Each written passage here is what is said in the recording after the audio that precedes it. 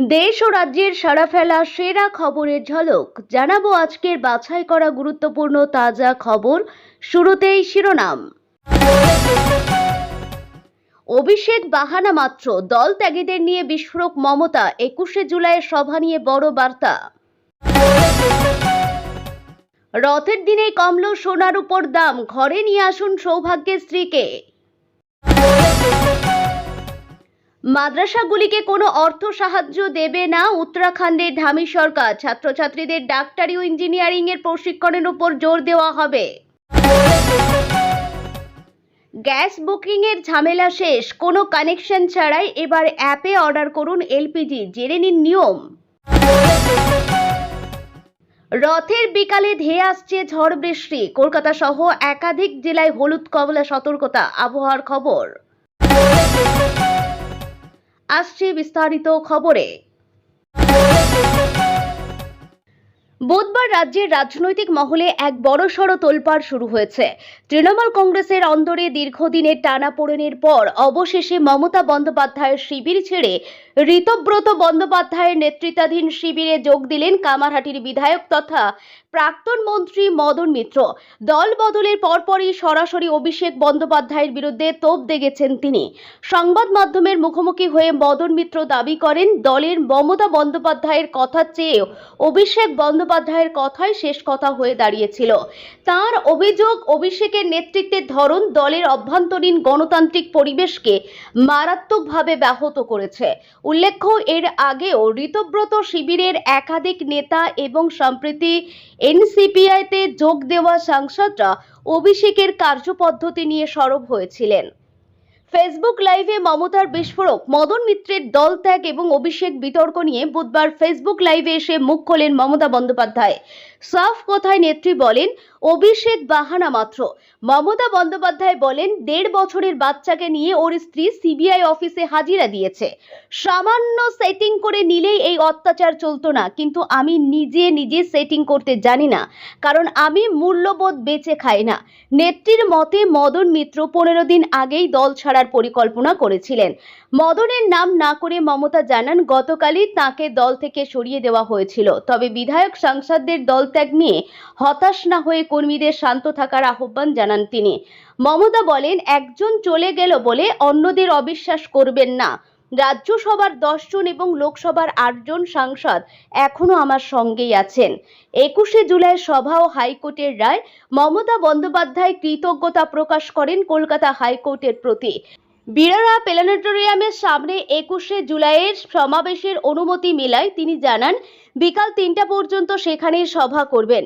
প্রয়োজনে মাইক ছাড়াই খালি গলায় সভা করার দৃঢ় প্রতিজ্ঞাও ব্যক্ত করেন মমতা বন্দ্যোপাধ্যায়। রাজনৈতিক বিশেষজ্ঞদের মতে মদন মিত্রের মতো প্রভাবশালী নেতার দল ত্যাগ তৃণমূলের অন্দরে অস্বস্তি বাড়ালেও মমতা বন্দ্যোপাধ্যায় যেভাবে পাল্টা আক্রমণ শানিয়েছেন তাতে রাজনৈতিক লড়াই আগামী দিনে আরও তীব্র হতে চলেছে। আন্তর্জাতিক বাজারে অনিশ্চয়তা এবং মার্কিন ইরান উত্তেজনা বাড়তে থাকায় মূল্যবান ধাতুর বাজারে নতুন করে অস্থিরতা দেখা দিয়েছে। এরই প্রভাবে বৃহস্পতিবার সকালে মাল্টি কমোডিটি এক্সচেঞ্জে সোনা ও রূপোর দামে পতন লক্ষ্য করা যায়। বাজার বিশেষজ্ঞদের মতে রাজনৈতিক অস্থিরতার কারণে মূল্যস্ফীতির আশঙ্কা বেড়েছে। এর ফলে মার্কিন কেন্দ্রীয় ব্যাংক ফেডারেল রিজার্ভ চলতি বছরে আরও একবার সুদের হার বাড়াতে পারে বলে বিনিয়োগকারীদের মধ্যে জল্পনা তৈরি হয়েছে। সেই আশঙ্কাতে মূল্যবান ধাতুর বাজারে চাপ তৈরি হয়েছে। বৃহস্পতিবার সকালে এমসিএক্সে আগস্ট ডেলিভারি সোনা প্রতি 10 গ্রামে 0.39% কমে 1,41,301 টাকা দরে লেনদেন হচ্ছিল। একই সময় সেপ্টেম্বর ডেলিভারির রূপো প্রতি কেজিতে 0.44% কমে 2,19,650 টাকা দরে নেমে আসে। বাজার বিশ্লেষকদের মতে সাধারণ আন্তর্জাতিক অস্থিরতার সময় সোনাকে নিরাপদ বিনিয়োগ হিসাবে ধরা হলেও যখন সুদের হার বাড়ার সম্ভাবনা তৈরি হয় তখন বিনিয়োগকারীদের একাংশ সোনা থেকে অর্থ তুলে ডলার বা সুদ ভিত্তিক সম্পদে বিনিয়োগ করেন। এর ফলে স্বল্পমেয়াদে সোনার দামে চাপ তৈরি হয়। একই সঙ্গে শিল্পক্ষেত্রে ব্যাপক ব্যবহার হওয়ায় রূপোর দামও আন্তর্জাতিক অর্থনৈতিক পরিস্থিতির উপর নির্ভর করে ওঠানামা করে।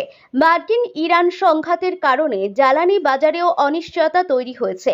অপরিশোধিত তেলের দাম বৃদ্ধি বৃদ্ধি পেলে বিশ্বজুড়ে মূল্যস্ফীতি দীর্ঘ সময় থাকতে পারে বলে আশঙ্কা করা হচ্ছে। সেই পরিস্থিতি মোকাবিলায় ফেডারেল রিজার্ভ যদি সুদের হার আরও বাড়ায় তাহলে আন্তর্জাতিক আর্থিক বাজারে তার প্রভাব পড়বে এবং সোনার উপর মতো মূল্যবান ধাতুর দামের উপরও তার প্রতিফলন দেখা যেতে পারে। অর্থনীতিবিদদের মতে আগামী কয়েকদিন আন্তর্জাতিক পরিস্থিতি, মার্কিন অর্থনৈতিক তথ্য এবং ফেডারেল রিজার্ভের নীতিগত ইঙ্গিতের উপর নজর থাকবে বিনিয়োগকারীদের। সেই সব বিষয়ের উপর নির্ভর করে সোনা ও রূপোর দামের পরবর্তী গতিপথ নির্ধারিত হতে পারে। তাই বিশেষজ্ঞরা মনে করছেন বর্তমান পরিস্থিতিতে মূল্যবান ধাতুর বাজারে অস্থিরতা আরও কিছুদিন বজায় থাকার সম্ভাবনা রয়েছে এবং বিনিয়োগকারীদের সতর্কতার সঙ্গে সিদ্ধান্ত নেওয়া উচিত। ইসলামিক প্রতিষ্ঠান মাদ্রাসা নিয়ে উত্তরাখণ্ড সরকার একটি বড় সিদ্ধান্ত নিয়েছে। 2027-28 সাল থেকে 456টি মাদ্রাসার সরকারি অর্থায়ন বন্ধ করার প্রস্তুতি নিচ্ছে সরকার। এই লক্ষ্যে পুরনো মাদ্রাসা বোর্ড বিলুপ্ত করে তার পরিবর্তে উত্তরাখণ্ড সংখ্যালঘু শিক্ষা কর্তৃপক্ষ গঠন করা হয়েছে। সরকারের দাবি এই সিদ্ধান্তের ফলে শিশুরা ডাক্তার ও ইঞ্জিনিয়ার হতে পারবে এবং ভালো চাকরি পাবে। উত্তরাখণ্ড সরকার বিশ্বাস করে যে নতুন নিয়মকানুন শিশুদের মূলধারার শিক্ষা নিশ্চিত করবে। এই নতুন আইন অনুযায়ী প্রথম থেকে অষ্টম শ্রেণী পর্যন্ত পাঠদানকারী প্রায় 400টি মাদ্রাসাকে জেলা স্তরে স্বীকৃতি নিতে হবে। অন্যদিকে নবম থেকে দ্বাদশ শ্রেণী পর্যন্ত পাঠদানকারী 52টি বড় মাদ্রাসাকে উত্তরাখণ্ড শিক্ষা বোর্ডের অধিভুক্ত করা হবে। মৌলবী, আলিম এবং মুন্সির মতো শংসাপত্রগুলি সরকারি চাকরির আবেদনের জন্য বৈধ নয়। তবে এখন রাজ্য বোর্ডে যোগ দেওয়ার পর এখানকার শিক্ষার্থীদের জন্য সরকারি চাকরি পাওয়া অনেক সহজ হবে। তারা অন্যান্য শিক্ষার্থীদের মতো সমস্ত সরকারি পরীক্ষায় অংশ নিতে পারবে। সরকার মাদ্রাসাগুলির জন্য কিছু অত্যন্ত গুরুত্বপূর্ণ সহজ নিয়মকানুন প্রতিষ্ঠা করেছে। এখন প্রতিটি মাদ্রাসার নিজস্ব জমি এবং পর্যাপ্ত বায়ু চলাচল যুক্ত কক্ষ থাকা আবশ্যক। শিক্ষকদের অবশ্যই বিএড এবং টেট উত্তীর্ণ হতে হবে।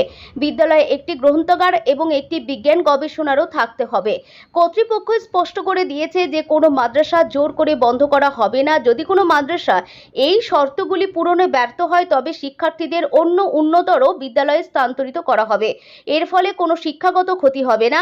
অধিকন্তু স্বীকৃত মাদ্রাসাগুলি আগের মতোই কেন্দ্রীয় সরকারের তহবিল পেতে থাকবে।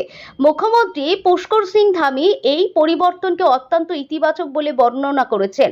তিনি বলেন, সরকারের উদ্দেশ্যে কোনো ধর্ম বা ঐতিহ্যকে আঘাত করা নয়। তারা চায় শিশুরা কম্পিউটার, গণিত ও বিজ্ঞান শেখার পাশাপাশি নিজেদের সংস্কৃতির সঙ্গেও সংযুক্ত থাকুক। এই নতুন নিয়মটি শুধু মুসলিম সম্প্রদায়কে নয় বরং শিখ, খ্রিস্টান, বৌদ্ধ, জৈন, পার্সি এই 6টি সংখ্যালঘু সম্প্রদায়ের সকল শিশুদেরও অগ্রগতির সমান সুযোগ দেবে। সরকারের সম্পূর্ণ মনোযোগ এখন শিশুদের একটি উন্নত ভবিষ্যৎ গড়ার লক্ষ্যে। কিছু মুসলিম সংগঠন এই সিদ্ধান্ত নিয়ে উদ্বেগ প্রকাশ করেছে। মুসলিম জামাতের সভাপতি মাওলানা শাহাবুদ্দিন এবং জামাতে ইসলামী মোহাম্মদ সেলিম বলেন যে মাদ্রাসায় হিন্দি ও ইংরেজির মতো বিষয় ইতিমধ্যেই পড়ানো হচ্ছে। তারা মনে করেন এই সিদ্ধান্তটি ভুল এবং এটি পুনর্বিবেচনা করা উচিত। অন্যদিকে অল ইন্ডিয়া ইমাম অ্যাসোসিয়েশনের মাওলানা সাজিদ রশিদি বলেছেন যে সামাজিক অনুদানে পরিচালিত মাদ্রাসাগুলি প্রভাবিত হবে না, তাদের কেবল নতুন নিয়ম অনুযায়ী নিবন্ধন করতে হবে। এদিকে সুপ্রিম কোর্টের একটি পূর্ববর্তী সিদ্ধান্ত নিয়েও আলোচনা হচ্ছে, যেখানে আদালত বলেছিল যে সরকার শিক্ষার মান উন্নয়নের জন্য নিয়ম তৈরি করতে পারে, কিন্তু সংখ্যালঘুদের অধিকারকেও অবশ্যই সম্মান করতে হবে। গ্যাস বুকিং করে দিনের পর দিন অপেক্ষা করার দিন এবার শেষ হতে চলেছে। এবার খাবার বা মুদিখানার পণ্যের মতোই অ্যাপের মাধ্যমে অর্ডার করলে মাত্র 10 মিনিটেই আপনার দোরগোড়ায় পৌঁছে যাবে রান্নার গ্যাসের cylinder. Quick commerce platform Swiggy, Instamart এবং হিন্দুস্তান পেট্রোলিয়াম কর্পোরেশন লিমিটেডের যৌথ উদ্যোগে ভারতে প্রথমবার শুরু হলো এই অভিযান অন ডিমান্ড এলপিজি ডেলিভারি পরিষেবা। প্রাথমিকভাবে কোথায় মিলবে এই সুবিধা? আপাতত পরিষেবাটি পরীক্ষামূলকভাবে শুধুমাত্র বেঙ্গালুরুতে চালু করা হয়েছে, তবে কোম্পানির পক্ষ থেকে জানানো হয়েছে খুব শীঘ্রই দেশের অন্যান্য মেট্রো শহরগুলিতেও এই পরিষেবা ছড়িয়ে দেওয়া হবে। প্রথম ধাপে গ্রাহকরা 10 কেজি ও 5 কেজির সিলিন্ডার অর্ডার করতে পারবেন। কেন বিশেষ এই সিলিন্ডার? সাধারণ লোহার সিলিন্ডারের পরিবর্তে এইচপিসিএল আনছে এইচপিসির নব্য কম্পোজিট সিলিন্ডার। এর বিশেষত্ব হলো সাধারণ সিলিন্ডারের চেয়ে অনেক হালকা, তাই হ্যান্ডেল করা সহজ। কম্পোজিট উপাদানে তৈরি হওয়ায় এতে জং ধরার কোনো ভয় নেই, ফলে রান্নাঘর পরিষ্কার থাকবে। সিলিন্ডারের গা থেকে বোঝা যায় ভেতরে কতটা গ্যাস অবশিষ্ট আছে, ফলে গ্যাস ফুরোনোর আগেই বুকিং করা সম্ভব। এই সিলিন্ডার মূলত ছোট পরিবার, ব্যাচেলর, শিক্ষার্থী এবং চাকরিজীবীদের কথা মাথায় রেখে আনা হয়েছে। সবচেয়ে বড় চমক হলো এই সিলিন্ডার কেনার জন্য গ্রাহকদের আগে থেকে কোনো ডোমেস্টিক এলপিজি কানেকশন থাকার প্রয়োজন নেই। প্রথমবার অর্ডারের সময় এটি নতুন কানেকশন হিসাবে গণ্য হবে এবং এরপর থেকে খালি সিলিন্ডার বদলে সহজেই রিফিল নেওয়া যাবে। নিরাপত্তার বিষয়ে সর্বোচ্চ সতর্কতা অবলম্বন করেছে কর্তৃপক্ষ। সাধারণ ডেলিভারি বয় নয়, বরং এইচপিসিএল এর অনুমোদিত ডিস্ট্রিবিউটর ও বিশেষভাবে প্রশিক্ষণপ্রাপ্ত কর্মীরা এই সিলিন্ডার গ্রাহকদের বাড়িতে পৌঁছে দেবেন। রথযাত্রার দিন ঝড় বৃষ্টির পূর্বাভাস। বৃহস্পতিবার কলকাতা সহ দক্ষিণবঙ্গের একাধিক জেলায় হলুদ ও কমলা সতর্কতা জারি করা হয়েছে। উত্তরবঙ্গেও রয়েছে দুর্যোগের সম্ভাবনা। আলিপুর আবহাওয়া দপ্তরের বুলেটিনে কি বলা হয়েছে জেনে নেওয়া যাক। হাওয়া অফিস জানিয়েছে, উত্তর পশ্চিম বঙ্গোপসাগরে তৈরি হওয়া গভীর নিম্নচাপ ক্রমেই শক্তি বাড়াচ্ছে। এটি পশ্চিমবঙ্গ উপকূলের দিকে এগিয়ে আসার রথের বিকালে ও সন্ধ্যায় কলকাতা সহ দক্ষিণবঙ্গের একাধিক জেলায় বজ্রবিদ্যুৎ সহ ঝড় বৃষ্টির সম্ভাবনা রয়েছে। আলিপুর আবহাওয়া দপ্তরের বুলেটিন অনুযায়ী কলকাতা সহ আজ গোটা দক্ষিণবঙ্গে ভারী থেকে অতি ভারী বৃষ্টিপাতের সম্ভাবনা রয়েছে। পূর্ব মেদিনীপুর, পশ্চিম মেদিনীপুর, দক্ষিণ চব্বিশ পরগনা ও ঝাড়গ্রামে অতি ভারী বৃষ্টি হতে পারে। এই জেলাগুলির জন্য কমলা সতর্কতা জারি করা হয়েছে। অন্যদিকে কলকাতার বিকালের পর থেকে তুমুল ঝড় বৃষ্টি শুরু হতে পারে। হাওড়া অফিসের পূর্বাভাস, বিকাল 5:30 থেকে রাত 8:30 মধ্যে কলকাতায় বজ্রবিদ্যুৎ সহ অতি ভারী বৃষ্টির পাশাপাশি ঘন্টায় 30 থেকে 40 কিমি বেগে ঝোড়ো হাওয়া বইতে পারে। কলকাতা সংলগ্ন হাওড়া, হুগলি ও উত্তর চব্বিশ পরগনাতেও আজ বৃষ্টির সম্ভাবনা রয়েছে। বাঁকুড়া ও পুরুলিয়ায় জারি করা হয়েছে হলুদ সতর্কতা। দক্ষিণবঙ্গের পাশাপাশি উত্তরবঙ্গে আবহাওয়ার কি হাল হকিকত থাকবে জেনে নেওয়া যাক। উত্তরবঙ্গে একাধিক জেলাতেও আজ বৃষ্টির পূর্বাভাস রয়েছে। জারি করা হয়েছে হলুদ সতর্কতা। রথের দিন জলপাইগুড়ি, দার্জিলিং ও কালিম্পংয়ে বিক্ষিপ্তভাবে ভারী বৃষ্টির পূর্বাভাস, সেই জন্য হলুদ সতর্কতা জারি করা হয়েছে। তবে উত্তর দিনাজপুর, দক্ষিণ দিনাজপুর, মালদা দুর্যোগের বিশেষ সম্ভাবনা নেই। আজ আকাশ মূলত মেঘলা থাকার পাশাপাশি বজ্রবিদ্যুৎ সহ হালকা বৃষ্টি হতে পারে।